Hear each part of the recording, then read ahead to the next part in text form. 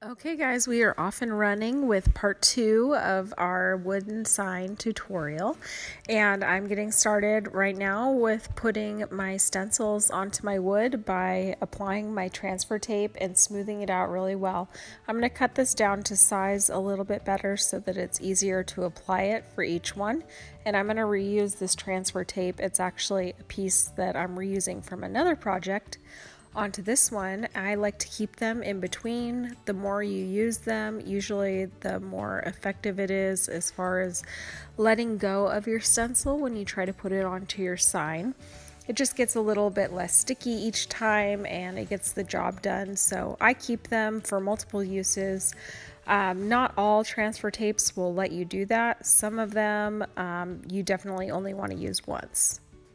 Once I have everything lined up the way I want it, I smooth it out really well with my little squeegee, and then I remove my transfer tape slowly and carefully, and I like to do it at a diagonal.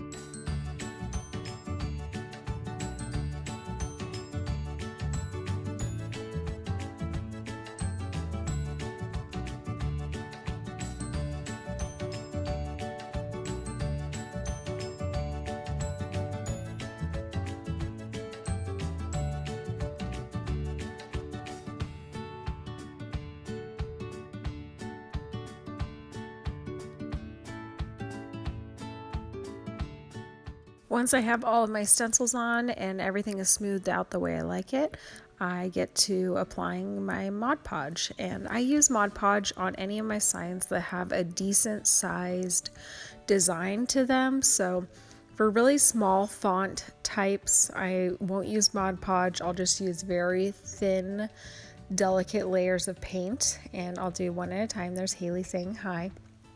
But with anything with a good chunky size design, I like to use my Mod Podge because it gives me beautiful crisp lines every single time. And right after I do this, I'm going to also put some tape around the outside portions just where I might accidentally go over with my paint, because I don't want to paint with the black in an area that isn't supposed to get black paint.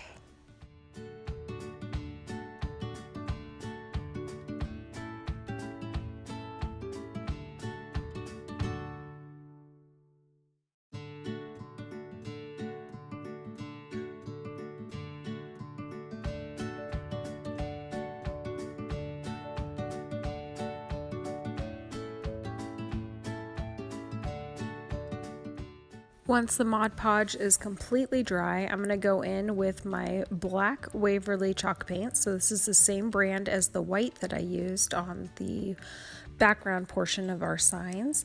And I'm going to go in with a super light layer, and I tap off the excess. You can see at the top of where the design is right there. I'll tap off the excess so that I'm not globbing on a lot of paint. You want it to almost be transparent when you're applying it to your sign for that first coat. So I like to tap off the excess, but then I also just kind of dab things around, and then I gently pat it up and down in that motion that you can see there repeatedly until I have a decent amount of coverage with whatever color I'm working with. The reason for going so sparingly with the layers of paint is to prevent as many bleeds as possible. Even with using the Mod Podge, you're not going to be able to seal up every single edge. So if you do really delicate light layers for each time, you're going to prevent the bleeds, but also get a nice even layer of paint and not, globs of thick paint in certain areas and then really sparse areas. So now I'm going to finish getting this first layer on, and then I'll go on to the second coat after this one is completely dried. That's really important too for preventing bleeds.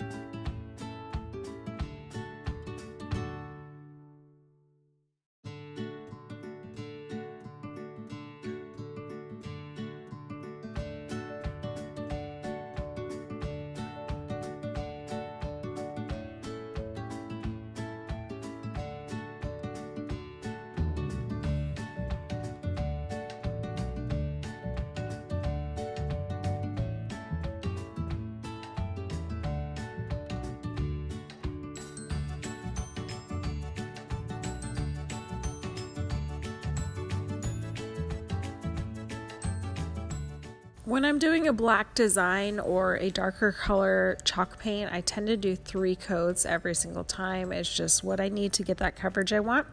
So then after it dries completely, I'll start removing my tape and also my stencils. And I like to use a Dental Explorer to pull off my vinyl. It lifts up the edges, it's super sharp.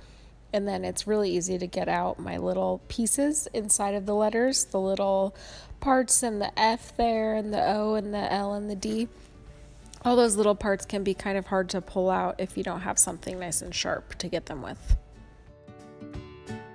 Okay, now back out to my wood shop where I am lining up my signs with which frame pieces they go with, and I'm just referencing those numbers that I wrote on them in part 1 of this tutorial. So I'm going to line everything up the way that I want it. I'm just double checking the fit to make sure I have the top in the right spot and the bottom in the right spot on each side and so on. So I'm just going to line all of these up kind of like little puzzles. And then I can start nailing my frame pieces to the signs.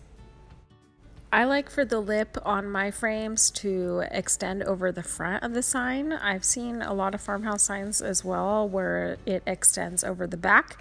And then I guess it does make for easier hanging if you do it that way.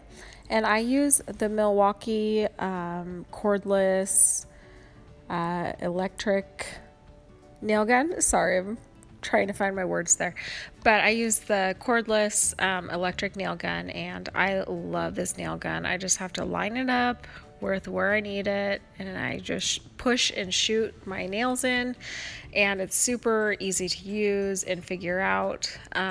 It was a little bit intimidating in the beginning, but now I load my own nails.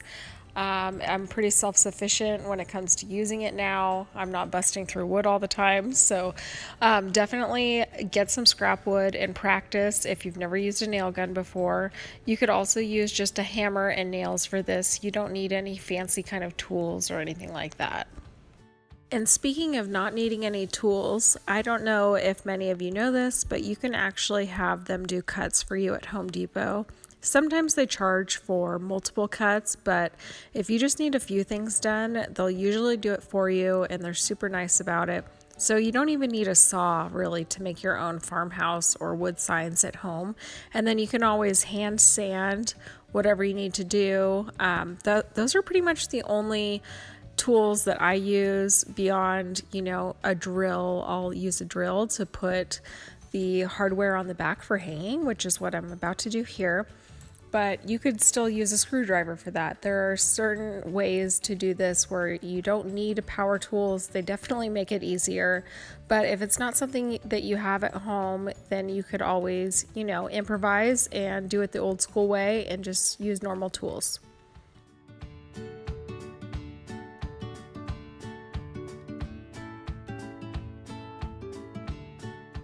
And just like that, this tutorial is done. These signs are ready to go to their new home. I hope that you found this tutorial helpful, and if you did, make sure you give this video a thumbs up. Don't forget to subscribe, guys, and I'll see you on the next one. Bye.